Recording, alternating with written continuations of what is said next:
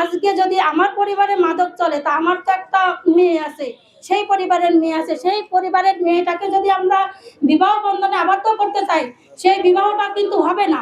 এবং অনেক বাধা আসবে, যে ওই পরিবারে তার ভাই গাঁজা খায়, তার বাপ গাঁজা খায়, তার অমুক গাঁজা খায়, চাচা খায়, বিভিন্ন কথা আসবে, বিভিন্ন প্রসঙ্গ আসবে, তাতে তো আমরা সমাজে আমরাই ক্ষতিগ্রস্ত। যশোরে মাদকের অভিশাপে বাগদা গ্রামের মেয়েদের বিয়ে বন্ধ, মানববন্ধনে কঠোর হুঁশিয়ারি। যশোরের অভয়নগর উপজেলার একটি গ্রামে মাদকের ভয়াবহ বিস্তারের কারণে মেয়েদের বিয়ে আটকে যাচ্ছে, এমন অভিযোগ তুলে মানববন্ধন ও প্রতিবাদ সভা করেছে স্থানীয় এলাকাবাসী। উপজেলার চল্লিশিয়া ইউনিয়নস্থ বাগদা গ্রাম দীর্ঘদিন ধরে গাঁজা বিক্রির জন্য কুখ্যাত বলে স্থানীয়দের দাবি। গ্রামের প্রায় প্রতিটি পাড়ায় প্রকাশ্যে মাদক বিক্রি হয় বলে অভিযোগ রয়েছে।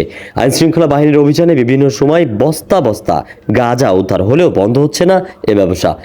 এলাকাবাসী ভাষ্য, মাদকের এমন নেতিবাচক পরিস্থিতির কারণে অন্য এলাকার পরিবারগুলো বাগদা গ্রামের মেয়েদের সঙ্গে বিয়ের সম্পর্ক করতে অনাগ্রহ দেখাচ্ছে, ফলে অনেক মেয়ের বিয়ে অনিশ্চয়তায় পড়েছে।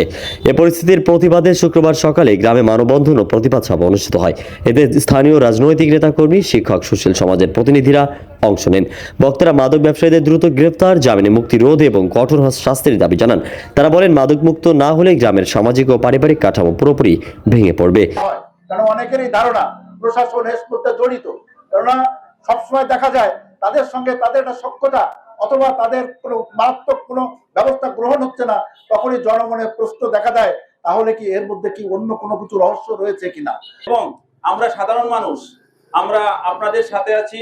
আপনারা যারা মাদকের সঙ্গে জড়িত তাদের সাথে সম্পর্ক করবেন না, সম্পর্ক করবেন ভালো মানুষদের সঙ্গে। সমাজের যারা তৃণমূল মানুষ, সচেতন মানুষ, যারা সমাজকে গড়তে চায়, সুন্দর করতে চায়, জঞ্জাল মুক্ত করতে চায়, আমি প্রশাসনের ভাইদের সেই আহ্বান রাখবো, সেই সব মানুষের সাথে সম্পর্ক করেন। আপনারা এই প্রজাতন্ত্রের কর্মচারী, আপনারা ওই গাজার ব্যবসায়ী, ওই মাদক ব্যবসায়ীদের যে বখরা খাওয়ার জন্য আপনাদের নিয়োগ দেওয়া হয়নি।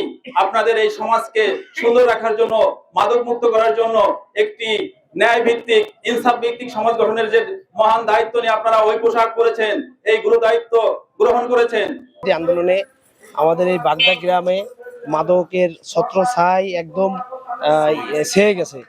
এই বাগদা গ্রাম শুধু নয়, আরো অন্যান্য জায়গায় একই অবস্থা। আমি এই বাগদা গ্রাম এবং ৪০ ইউনিয়ন মাদক বিরোধী থেকে মুক্ত থেকে আমি নিরসন চাই এবং সমাজকে ভালো দিকে এগিয়ে যায়। আমরা যুব সমাজরা আমরা ভালো কিছু চাই।